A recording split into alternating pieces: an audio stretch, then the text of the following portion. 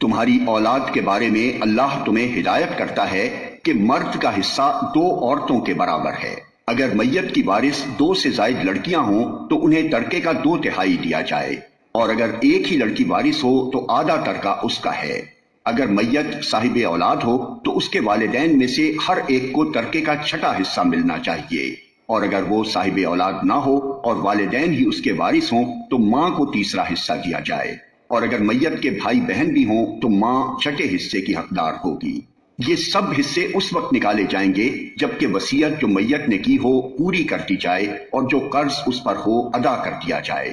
تم نہیں جانتے کہ تمہارے ماں باپ اور تمہاری اولاد میں سے کون بالحاظ نفع تم سے قریب تر ہے۔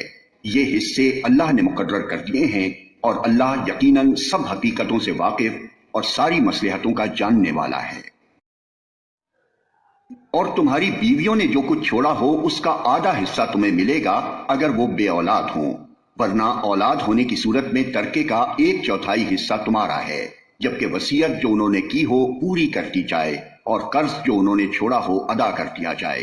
اور وہ تمہارے ترکے میں سے 1/4 کی حقدار ہوں گی اگر تم بے اولاد ہو، ورنہ صاحب اولاد ہونے کی صورت میں ان کا حصہ 8واں ہوگا، بعد اس کے کہ جو وصیت تم نے کی ہو وہ پوری کر دی جائے اور جو قرض تم نے چھوڑا ہو وہ ادا کر دیا جائے۔ اور اگر وہ مرد یا عورت جس کی میراث تقسیم طلب ہے بے اولاد بھی ہو اور اس کے ماں باپ بھی زندہ نہ ہوں مگر اس کا ایک بھائی یا ایک بہن موجود ہو تو بھائی اور بہن ہر ایک کو 6واں حصہ ملے گا، اور بھائی بہن ایک سے زیادہ ہوں تو کل ترکے کے 1/3 میں وہ سب شریک ہوں گے، جبکہ وصیت جو کی گئی ہو پوری کر دی جائے اور قرض جو میت نے چھوڑا ہو ادا کر دیا جائے، بشرطے کہ وہ ضرر رساں نہ ہو۔ یہ حکم ہے اللہ کی طرف سے، اور اللہ دانا و بینا اور نرم خو ہے۔